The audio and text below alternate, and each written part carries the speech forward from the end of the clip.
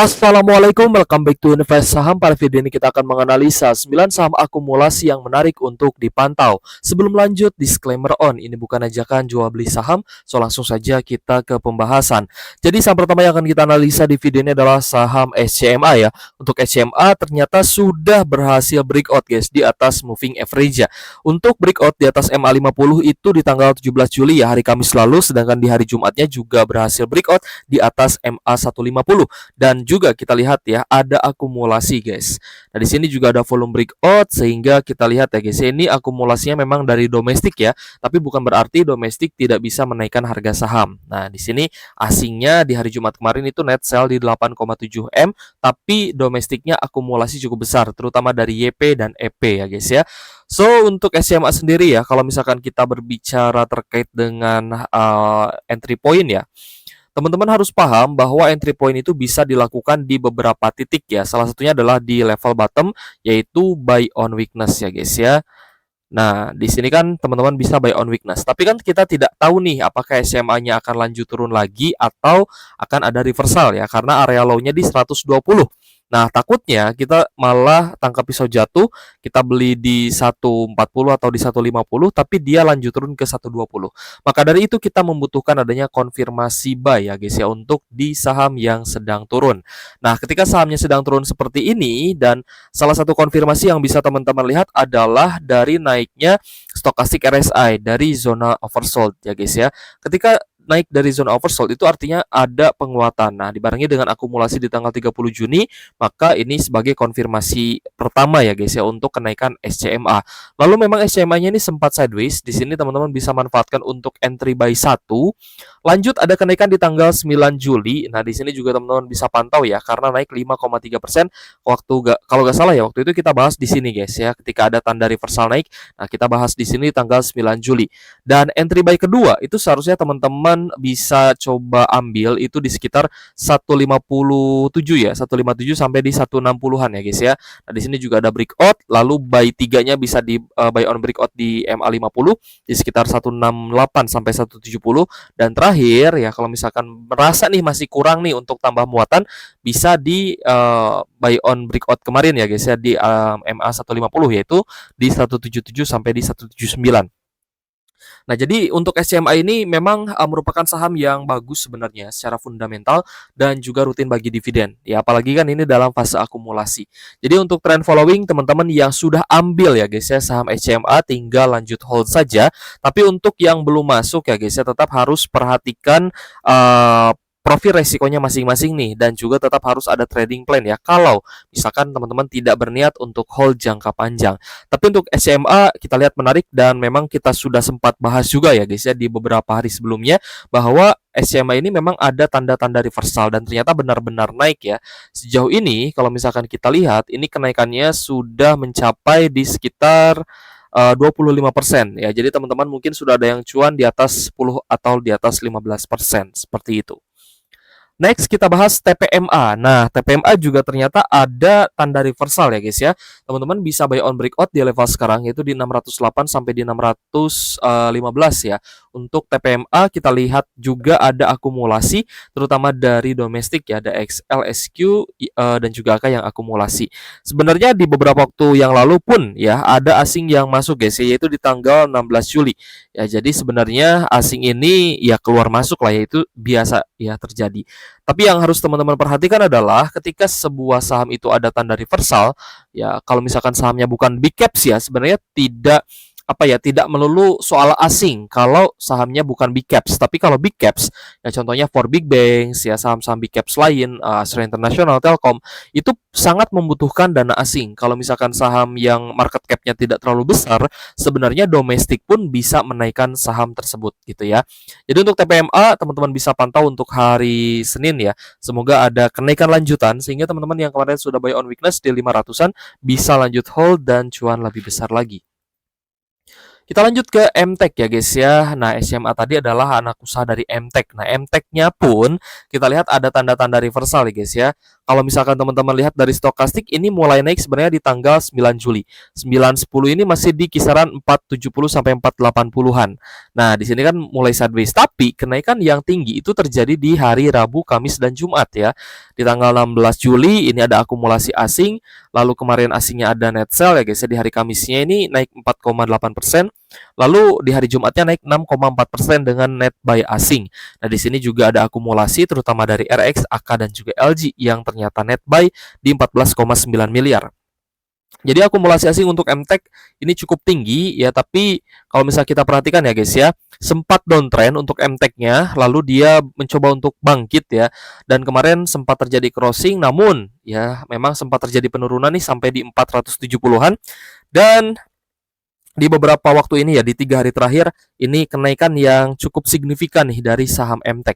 Jadi untuk trend following saya rasa masih oke karena titik resistannya masih cukup banyak. Jadi tetap ya guys ya teman-teman, harus melihat saham itu apakah memang niatnya untuk trade atau investing gitu. Itu dua hal yang berbeda ya. Metodenya sangat-sangat berbeda. Jadi teman-teman harus mempelajari terlebih dahulu ya sebelum teman-teman membeli saham. Next kita ke GJTL guys. GJTL di hari Kamis sempat naik 2,2%, namun hari Jumatnya turun lagi 1,7% di Rp1.095 per saham ya. Untuk GJTL sendiri kita lihat ada akumulasi terutama dari AZYPAO, meskipun asingnya memang net sell ya di 600 jutaan, tapi ada domestik yang akumulasi ternyata ya. Kecuali tadi ya AZYPAO-nya ini akumulasi dari domestik seperti itu. So masih cukup sideways sebenarnya untuk GJTL, tapi kalau misalkan memang ada tanda-tanda kenaikan yang besar ya, kemungkinan pun dari domestik ya, bukan asing. It's okay, sebenarnya tidak masalah. Yang penting teman-teman sudah paham resiko dan trading plan-nya masing-masing ya. Kalau misalkan teman-teman tidak ingin loss 10%, berarti teman-teman stop loss-nya di 7%, di 8%. Itu max-nya teman-teman nanti bisa diputar lagi di saham lain ya. Maksudnya modalnya itu bisa diputar lagi di saham lain, dan kalau misalkan pun benar-benar turun patah tren ya teman-teman tidak nyangkut 20%, tidak nyangkut 50%. Seperti itu ya. Next kita bahas Pegas ya. Meskipun kemarin sebenarnya sempat kita bahas ya karena ada salah satu pertanyaan dari investor juga ya. Kemarin kita bahas saham-saham yang di request ya oleh investor. Sebenarnya ada saham lainnya ya yang di request, tapi sudah kita sounding ya di hari Jumat, kita akan bahas di Sabtu. Nah, hari Minggunya ini kita bahas saham akumulasi ya, agar teman-teman punya gambaran nih untuk besok. Selain dari saham gorengan ya guys, kita coba bahas saham-saham yang familiar nih untuk teman-teman. Pegas itu juga menunjukkan tanda-tanda reversal ya. Kita lihat di sini ada kenaikan 3,8% di level Rp1.635 per sahamnya. Ada akumulasi juga guys, terutama dari AZZPPD ya. Asingnya juga net buy di 6,3 miliar. Jadi untuk Pegas ya semua kriteria sudah terpenuhi untuk reversal. Tinggal teman-teman pantau besok ya. Kalau misalkan berminat ya silahkan coba teman-teman buat trading plan-nya terlebih dahulu baru entry ya, seperti itu. Kembali lagi disclaimer on, semua keputusan investasi menjadi tanggung jawab pribadi masing-masing sebagai investor di pasar modal. Lalu kita ke saham Elsa guys. Elsa ini juga sebenarnya ada kenaikan ya 2,8% di level Rp500 per saham, tapi posisinya ini mulai uptrend lagi guys ya, mulai kembali naik ya untuk Elsa-nya. Ya jadi sampai di resisten 530 misalkan ya, saya rasa profitnya tidak akan sebesar saham-saham yang turun cukup dalam ya. Dan juga berbeda ya jika teman-teman buy di 360 ya, take profit di 500, itu cuannya akan lebih besar guys. Jadi tetap ya teman-teman juga harus paham ya guys ya, seberapa tinggi sih kira-kira profit yang bisa kita dapatkan di saham yang kita beli gitu ya.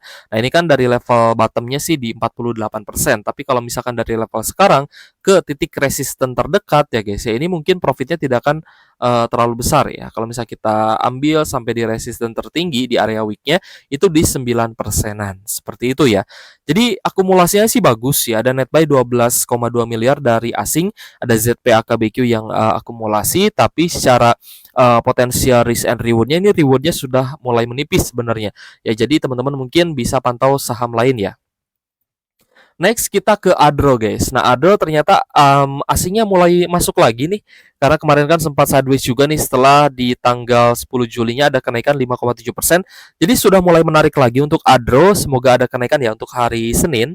Dan kita lihat juga ada akumulasi terutama dari KI, RX dan juga LG.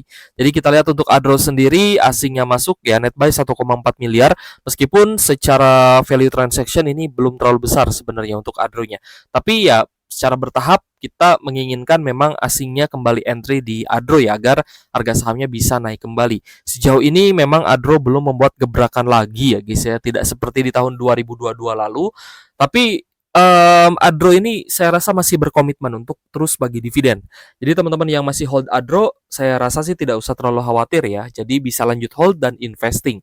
Dan selama Adro-nya masih bagi dividen ya teman-teman tinggal hold saja. Dan saya pun yakin teman-teman yang hold Adro sejak 2021, 2022 ya sejak Covid bahkan itu sudah mendapatkan dividen berkali-kali lipat ya dari saham Adro ini.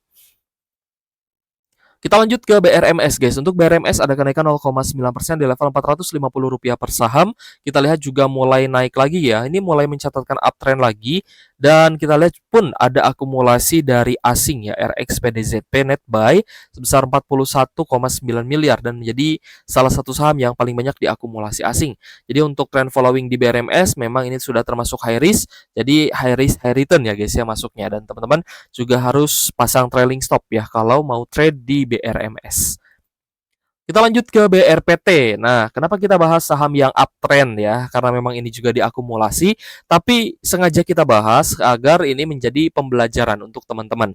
Kalau ya teman-teman ini melihat ya sebuah saham, sorry guys, misal teman-teman ini lihat sebuah saham ya, misalkan sudah naik ya sekitar 100%, ini kan 100% di BRPT. Tapi teman-teman ingin coba entry. Nah, setidaknya teman-teman kalau misalkan melihat patah tren ataupun turun berturut-turut dengan adanya net sell, itu lebih baik jual. Tapi kalau misalkan teman-teman tiba-tiba naik lagi nih, profit nih, saya mau coba hold gitu ya. Itu tinggal dipantau saja akumulasinya gitu guys ya. Jadi selama akumulasinya masih bagus ya guys ya untuk BRPT memang akumulasi dari asing ya, itu tinggal di hold saja ya guys ya, apalagi saham Pak PP kan memang sering dinaikkan gitu ya. Tapi ya kalau misalnya ada tanda-tanda rejection ya guys ya seperti yang terjadi kemarin di hari Jumat, ini kenaikannya 3% ya. Setelah sebelumnya sempat ke area high di 2340 tapi closing di 2260. Berarti sebenarnya ini ada rejection ya, ada yang take profit. Kira-kira siapa nih yang take profit? Ternyata ada dari asing ya 12,7 miliar sedangkan domestiknya akumulasi seperti itu. Ya, tapi kalau misal teman-teman memang sudah cuan besar nih di BRPT dan memang masih menunggu patah tren, itu juga tidak masalah ya. Ini kan sudah cuan 2x ya, 2x beggar gitu guys ya. 279% seperti itu. Jadi sudah naik cukup tinggi dan ini tinggal teman-teman hold saja. Nanti kalau misalnya ada tanda-tanda patah tren ya jebol di bawah 2000 maka teman-teman baru mau jual atau take profit juga tidak masalah. Seperti itu guys. Jadi tetap ya ada target untuk take profit, entah teman-teman menunggu area high yang lebih tinggi atau teman-teman menunggu dia patah tren dan jebol support seperti itu. Oke guys, terima kasih sudah menonton dan semoga bermanfaat untuk teman-teman ya. Thank you for watching. See you on the next video. Wassalamualaikum warahmatullahi wabarakatuh.